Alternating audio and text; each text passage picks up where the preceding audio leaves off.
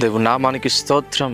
అందరికీ praise the lord. మరొకసారి అద్భుతమైన రీతిలో ఇక 40 రోజుల ఉపవాస ప్రార్థనలో ఈ యొక్క 14వ రోజులోకి మిమ్మల్ని అందరూ కూడా ప్రేమపూర్వకంగా ఆహ్వానిస్తున్నాం. చూడండి, అద్భుతమైన రీతిలో కాలములు త్వరగా గడిచిపోతుంటున్నాయి. కనుక ప్రతిరోజు మనం దేవునికి సమీపంగా వస్తున్నామా? ఎంతమంది వస్తున్నారు? దేవునికి ప్రతిరోజు ఎంతమంది దగ్గరగా ఉంటున్నారు? ఎంతమంది ప్రతిరోజు దేవునితో టయాన్ని వెచ్చిస్తున్నారు?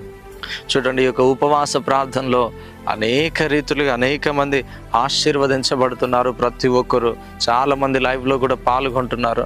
అనేక ప్రజలు వర్తమానం ద్వారా చాలా బలపడుతున్నారు. కనుక మీరు కూడా అనేకులు వర్తమానం వింటూ ప్రభు ఆ యొక్క లైవ్లో పాల్గొంటూ ఎంతమంది ప్రభువుకు సమీపంగా వస్తున్నారండి ప్రతిరోజు. ఈరోజు మరలా ప్రభు యొక్క వాక్యాన్ని పంచుకుందాం. కీర్తనల గ్రంథము 103వ కీర్తన 17వ వచనం. ఆయన నిబంధనను గైకొనొచ్చు, ఆయన కట్టడలను అనుసరించి నడుచుకొను వారి మీద, యెహోవా భయభక్తులు గల వారి మీద ఆయన కృప యుగ యుగములు నిలుచును, ఆయన నీతి వారి పిల్లలకు తరతరములు నిలుచును. దేవుని నామానికి స్తోత్రం. చూడండి, దేవుని వాక్యంలో ఒక మాట ఉంటుంది. మీరు ఎప్పుడైతే ధర్మశాస్త్రం వింటున్నారో ఆ ధర్మశాస్త్రం యొక్క అనుసారంగా కూడా మీరు నడవాలని దేవుడు ఆశపడుతున్నాడా? బైబిల్ గ్రంథం సెలవిస్తుంది. కనుక ఎంతమంది ప్రతిరోజు ఆయన నిబంధనలను అనుసరిస్తున్నారు? ఎంతమంది ఆయన యొక్క నీతి కార్యాలలో ఎంతమంది ముందు కొనసాగుతున్న వ్యక్తులుగా ఉంటున్నారు? చూడండి, ఆయన నిబంధనను గైకొనొచ్చు, ఆయన నిబంధనను గైకొనొచ్చు, ఆయన కట్టడలను అనుసరించి నడుచుకొను వారి మీద, యెహోవా యందు భయభక్తులు గల వారి మీద ఆయన కృప యుగ యుగంలో నిలుస్తుందంటండి. దేవుని యొక్క కృప ఈరోజు నీకు కావాలి. దేవుని యొక్క కృప లేనిదే ఎవ్వరు కూడా ఏం చేయలేమండి. మన పాపం నుంచి మనం జయించడానికి కూడా ఆయన కృప మనకు కావాలి. కనుక ఆయన కృప ఎప్పుడు నీకు తోడై ఉంటుందని అంటే నువ్వు ఆయన యందు భయభక్తులు కలిగి నువ్వు ముందుకు కొనసాగగలుగుతున్నట్లయితే, ఇదిగో ఆయన యొక్క నిబంధనను గైకొని ఆయన కట్టడలను అనుసరించి నడుచుకొను వారి మీద, యెహోవా యందు భయభక్తులు గల వారి మీద ఆయన కృప యుగ యుగములు నిలుచునట. అందుకనే ప్రతి విషయంలో అండి మీరు దేవుని యొక్క ఏమాత్రం కూడా దేవుని విడిచిపెట్టక దేవుని యొక్క నిబంధనల అనుసారంగా మీరు నడుస్తూ ఉండండి. అందుకనే ప్రతిరోజు వాక్యాన్ని చదువుకోనండి.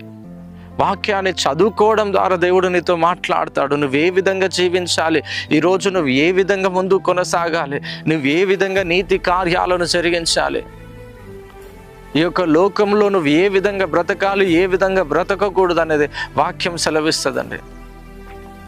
కనుక ప్రతిరోజు మీరు వాక్యం చదువుకుంటూ, ఇదిగో మనకు తెలియకుండానే ఏదో ఒక పాపంలో మనం పడిపోతూ ఉంటున్నాం. ప్రతిరోజు మన చూపుల ద్వారా కావచ్చు, మన వినికిడి ద్వారా కావచ్చు, మన ఆలోచనల ద్వారా కావచ్చు, ఏదో ఒక రీతిలో మనం పాపంలో పడిపోతుంటున్నాం.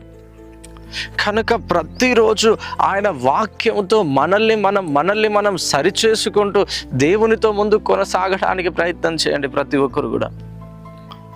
అందుకనే వాక్యము నీ జీవితంలో చాలా, అది దావీదు అంటాడండి, కీర్తనకారుడు, నీ వాక్యము నా పాదములకు దీపమై ఉన్నదంటాడు కదండి. మనం ఏ విధంగా నడవాలో, ఏ విధంగా ముందుకు కొనసాగాలో, ఏ విధంగా మన జీవితంలో అనేక మేలులను మనం అనుభవించాలో, ఏ విధంగా మనం సురక్షితమైన స్థానంలో మన గమ్యానికి చేరాలో ఈ వాక్యము నీకు తెలియజేస్తుంది. ఈ వాక్యము నిన్ను నడిపించబోతుంది. వాక్యానుసారంగా నువ్వు ముందుకు కొనసాగగలుగుతున్నట్లయితే. అందుకని ప్రతి విషయంలో ఏమాత్రం కూడా వాక్యం నుంచి నువ్వు దూరం అవ్వక. చూడండి, చాలా మంది యవ్వన బిడ్డలు ఉంటున్నారు, యవ్వనస్తులు. ఆరాధన టైంలో మందిరాలలో ఉంటారు, కానీ మరలా వాక్యం చెప్పే టైంలో మందిరంలో నుంచి బయటికి వెళ్ళిపోతారు. కానీ దావీదు అంటున్నాడు, ఇదిగో నీ వాక్యము నా పాదములకు దీపమై ఉన్నది, నా త్రోవకు వెలుగై ఉన్నది అంటున్నాడు. అందుకనే ఇక్కడ చూడండి, ఆయన నిబంధనను గైకొనొచ్చు, ఆయన కట్టడలను అనుసరించి నడుచుకొను వారి మీద, యెహోవా యందు భయభక్తులు గల వారి మీద ఆయన కృప యుగ యుగములు నిలుచును, ఆయన నీతి వారికి పిల్లల తరమున నిలుచునంట.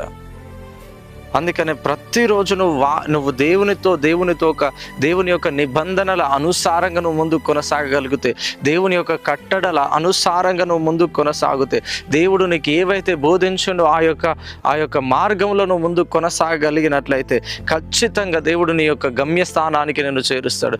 ఇశ్రాయేలుల మధ్యలోనే అనేకులు నశించిపోవడానికి గల కారణం ఏంటిదనంటే, దేవుని యొక్క నిబంధన వారు త్రోసివేసిరంట. దేవుని యొక్క కట్టడల అనుసారంగా వారు నడవలేకపోవడం ద్వారా చాలామంది యొక్క వారి యొక్క వాగ్దానంలోనికి వారు ప్రవేశించలేకపోయారు, ఆ వాగ్దాన పట్టణంలోకి ప్రవేశించలేకపోయారు. ఈరోజు దేవుడు నీకు ఇస్తున్న ఆ వాగ్దానంలోకి నువ్వు ప్రవేశించాలి, నీ యొక్క గమ్యస్థానంలోకి నువ్వు చేరాలి అని అంటే ఖచ్చితంగా నువ్వు దేవుని యొక్క కట్టడలను అనుసరించి నువ్వు ముందుకు కొనసాగగలిగినట్లయితే దేవుని యొక్క కృప తరతరములు కూడా నీ మీద నిలుస్తుందంట, నీ పిల్లల మీద కూడా నిలుస్తుందటండి. ఈరోజు ఎంతమంది అయితే మీరు దేవుని యొక్క కట్టడలను అనుసరించి ముందుకు కొనసాగుతారో ఖచ్చితంగా దేవుడు నిన్ను బ్లెస్ చేసి నేను ఒక ఉన్నత స్థానంలో దేవుడు నిన్ను నిలబెట్టబోతున్నాడు. ఈ లోక సంబంధమైన కార్యకలాపాలకు నువ్వు బానిసవ్వకు. దేవుని యొక్క కట్టడలను అనుసరించి నువ్వు ముందుకు కొనసాగు. దేవుడు తప్పకుండా నీ యొక్క గమ్యస్థానానికి దేవుడు నిన్ను చేర్చబోతున్నాడు. కనుక ప్రార్థన చేసుకుందామా? తండ్రి స్తోత్రం నాయన, నీకు వందనాలు. ప్రేమ కలిగిన తండ్రి, మహోన్నతుడా నాయన, అద్భుతమైన రీతిలో తండ్రి మరొక రోజు ఇదిగోనైనా ఇక 40 రోజుల ఉపవాస ప్రార్థనలో ఇక 14వ రోజులోనికి కూడా తండ్రి ఇదిగోనైనా ఇదిగోనైనా బిడ్డలతో ఈ యొక్క వాక్యాన్ని పంచుకొనుటకు నాయన ఇచ్చిన నీ కృపను బట్టి నాయన నీకు వందనాలు. దేవాన్ని సన్నిధిని బట్టి నాయన నీకు వందనాలు చెల్లిస్తా వస్తున్నాను తండ్రి. ఇదిగోనైనా అదేవిధంగా బిడ్డలందరూ ఇదిగోనైనా నీ కట్టడలను అనుసరించి ముందుకు కొనసాగే బిడ్డలుగా ప్రతి ఒక్కరు ఉండును గాక, యేసు నామములో ప్రతి ఒక్కరు ఉండును గాక అని ప్రార్థిస్తున్నారు. ఏ మాత్రం కూడా లోకంలోకి ఇదిగోనైనా బిడ్డలు తొట్టిల్లకుండా నీ కృపలో నిలుపమని యేసుక్రీస్తు నామములో అడుగుచున్నాము తండ్రి, ఆమేన్. దేవుని నామానికి స్తోత్రం. అదేవిధంగా ఇక 40 రోజుల ఉపవాస ప్రార్థనలు ఎంతమంది పాల్గొంటున్నారండి? ఇదిగో మీకు దేవుడి ఆ యొక్క చివరి సభ ఫిబ్రవరి 20వ తేదీ రోజున ఉంటుంది కనుక ప్రతిరోజు కూడా ఆ యొక్క సభలో మీరందరూ కూడా కుటుంబ సమేతముగా పాల్గొనండి.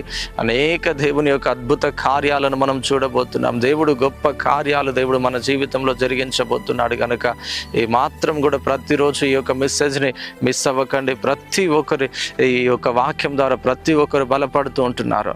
అదేవిధంగా ప్రతిరోజు మార్నింగ్ 3 గంటలకే, ఈవినింగ్ 7 గంటలకే లైవ్ ప్రారంభం అవ్వబోతుంటుంది కనుక మీకు కింద కనిపించే ఆ యొక్క వాట్సాప్ నంబర్కు మీరు మెసేజ్ చేసినట్లయితే ప్రతిరోజు మార్నింగ్ ఈవినింగ్ మీకు లైవ్ యొక్క లింక్ వస్తుంది కనుక ప్రతిరోజు కూడా ప్రతి ఒక్కరు ఆ యొక్క లైవ్లో పాల్గొని ప్రభుని మహిమపరచవలసిందిగా ప్రభు పెట్టడంతో మనవి చేస్తున్నాను.